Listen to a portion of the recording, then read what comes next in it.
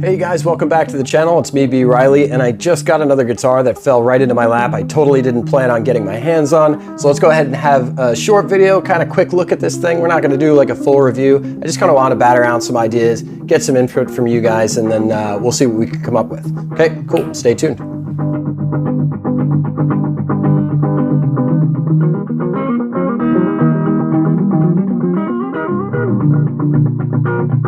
All right, so I know I've been kind of leaning on this a little heavy lately, and I'm sure you're probably looking at me like, man, we've got reviews coming down, you know, the freeway from this Yahoo, and a ton of them have P90s. And here's the reason why.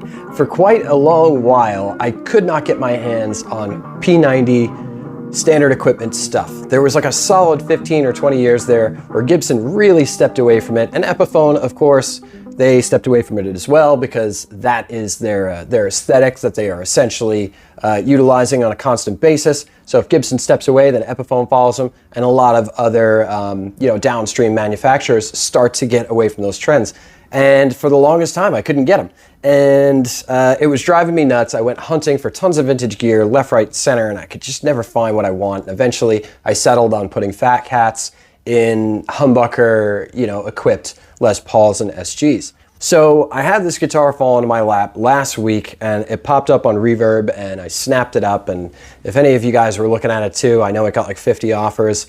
Sorry, I totally jumped in there, but I just couldn't turn away from a good opportunity. So anyway, I've got this thing, and the seller basically tells me he doesn't know what it is. He said he found it in a garbage can, or he saved it from the garbage. I don't know. I didn't want to know, to tell you the truth, because I didn't want to find out that this thing coming to me might belong to somebody else in a legal sense. But the seller had mentioned, basically this thing had just been sitting in a corner and somebody chucked it, I guess. And he managed to step in at the final minute and get it sorted and I guess kind of put it together. Although now that it's here, I'm actually going to be honest. He didn't really put it together. He stuffed it in a gig bag and shipped it to me. This thing's a train wreck. Obviously the strings are missing, which is, it's pretty standard. It's like buying a used car, you got to change the oil. But it's filthy. From a health standpoint, this guitar needs to be cleaned just so that I can handle it without having to wash my hands every 5 or 10 minutes. It definitely was in a smoker's environment, and it was exposed to lots of moisture. You can see a lot of hazing right here. This is sweat exposure. Gibson's finishes have a tendency of hazing right there. If you're buffing at all, it comes right out. There is a lot of moisture damage on the back, like it got wet or maybe sprayed with a hose, and then the moisture was allowed to dry in the sun because there are watermarks everywhere, like as if you had washed your car and didn't dry it properly and then let it sit in the hot summer sun. There is some surface checking, but it's nothing too heavy. Some heavier surface checking as you come along to the top of the headstock, which I wager was leaned against the wall, front side, like that, over and over again, because now the finish is given up, where the overlay has been flexing back and forth and softening the bond with the lacquer. What is that? Can we stop and talk about this for a second? How is it that people play guitars with things like this on them? I mean, because that's not just dust. I don't know what it is. Anyway, let's go ahead and pull this thing apart and start doing a quick cleanup.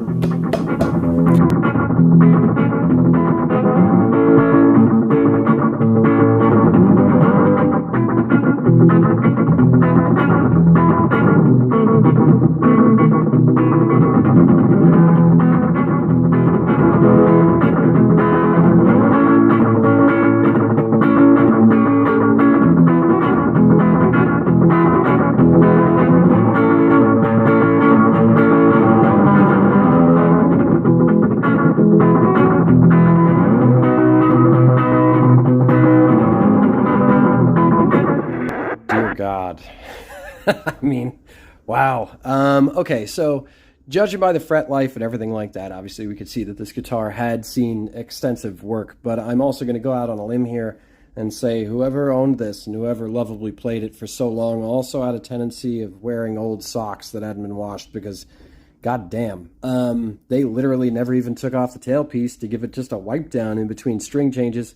So this is why we have this, and if you really wanted to know what this is, I'm going to go out on a limb here and say you probably don't, so I'm going to say it anyway because you're here, and why not?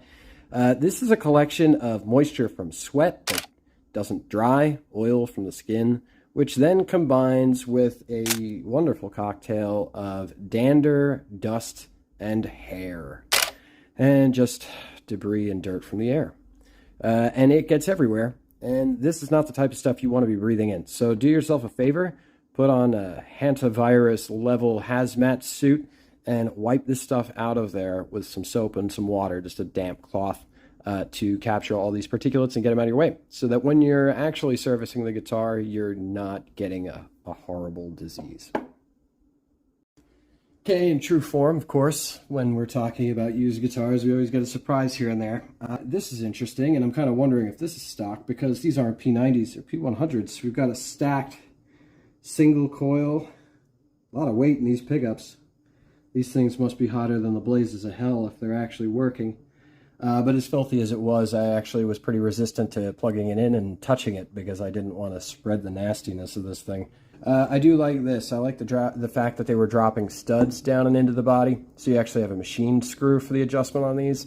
I always thought when you had the wood screws going in, just made me a little queasy. These are really thin, and the idea of having a screw sticking through down to the bottom of the guitar is a little unsettling.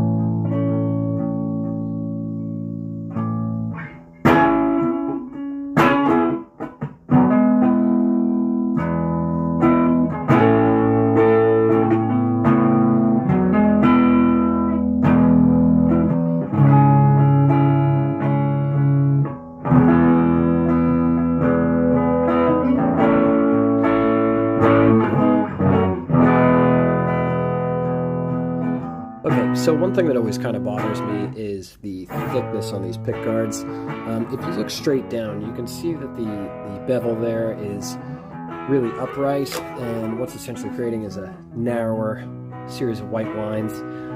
So it is a 5-layer, but it does not have the beveled edge here, and this beveled edge is really narrow. And I always feel like with reissues and with modern models, it's a bit of a letdown, and it takes away some of that really great 60s look where all the body lines, including the pick guard, are very prominent to a spectator, somebody who might be watching from off stage. So let's go ahead and start cutting this thing up.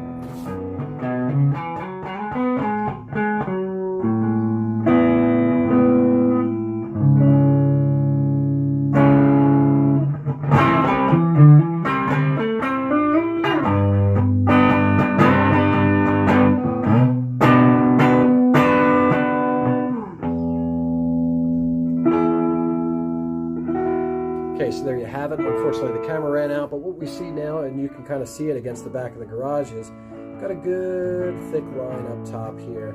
I've seen a couple pick guards with that, and we've widened up the perimeter line. And what we've done is instead of just cutting into it and changing the shape, we've just changed this bevel right here. So if you actually look right there, right across this edge, we've essentially just knocked that top side edge down and allowed the bevel to be a little bit wider and a little bit more gradual, thus leaving a greater exposed line. This is where you see like a lot of the really expensive pick guards that Gibson is slinging through eBay for their custom shop stuff or the Murphy Lab stuff.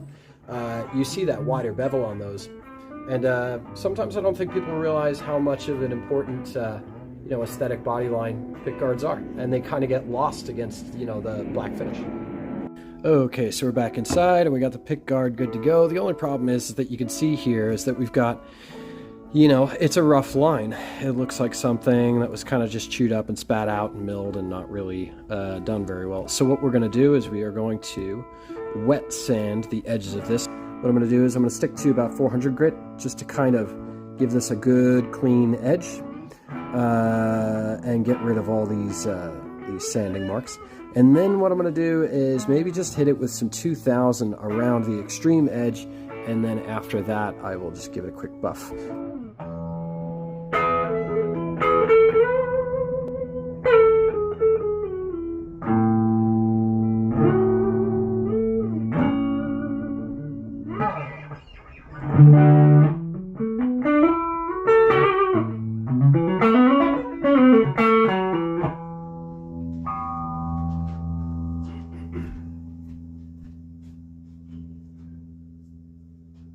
All right, you guys, so there you have it. Just a really quick cleanup on this thing. And already it's looking way better. I like the pick guard on these with the good thick line that you used to get on like the 59s and stuff like that.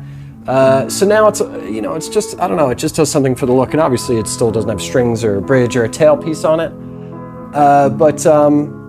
You know, it's pretty cool once you've got a good buffing on it. When they get this far gone, you kind of need to hit them 2 or 3 times to really make it start to pop. But I guess the big thing with this is I didn't anticipate on buying this. When it popped up on Reverb, it was just so cheap, I just couldn't turn away from it. So I'm curious to see what you guys are thinking, because I'm not really too sure where to go with this. For a minute there, I was thinking of a refinish, like a full-blown refinish, tear it apart, and maybe do it in Nitro TV Yellow, or I actually have Charcoal Frost still hanging around because I haven't used it yet. I thought I was going to use it on a different guitar and I wound up not using it there.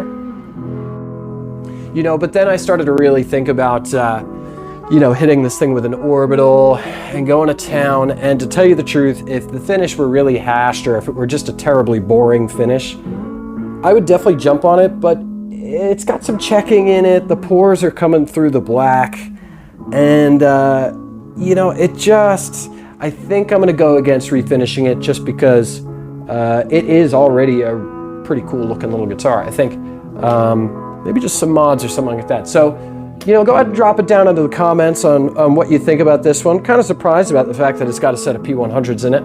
And now I'm extra curious to go ahead and plug it in. But what do you guys think? Throw a Bigsby at it, you know, throw a tailpiece at it.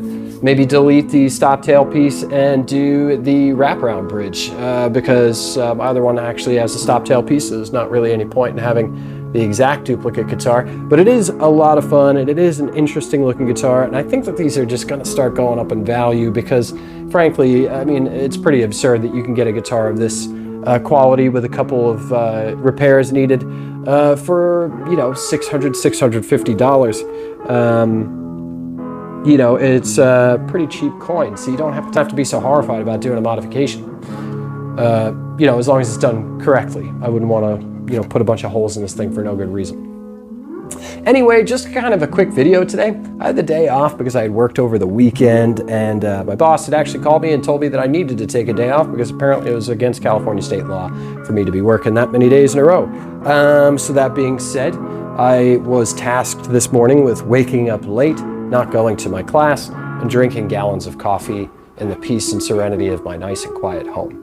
So anyway, wanted to go ahead and use that time to kind of mess around with the guitar. So shoot your comments down into the section and let me know what you think with this thing. You know, where do you want to push it? Because it's a project that I didn't know that I needed, and I probably still don't, but hey, projects are fun. Anyway, I will talk to you guys next week. Let me know what you want, and we'll see where this thing goes.